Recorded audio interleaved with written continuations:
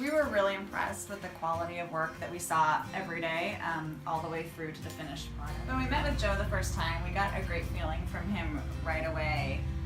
He was able to think about our entire project really inclusively, without us needing to point out kind of some of the more tricky things that brought the project together. He kind of laid it out for us right away, which gave us a real peace of mind that everything would be taken care of.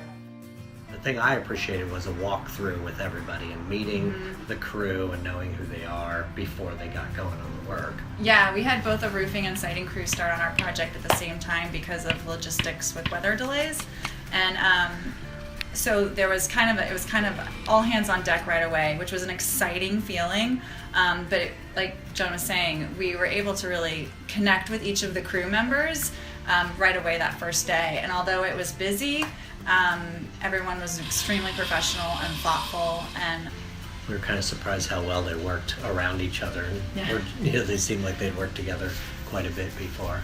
Yeah. And then just having small children, and then I worked from home on the property, that Joe and the crew always worked around our schedules. And I feel like we were really well taken care of by them.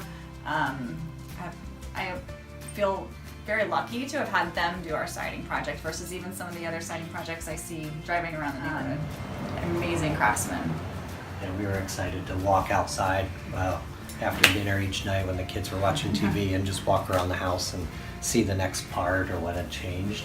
And I actually talked to one of our neighbors who runs a roofing and siding business, and he said those guys are doing really good work. So I was like, okay, good testimonial to their work, and I felt better about everything. But we knew that it was just looking really all perfectly straight lines, very impeccable work.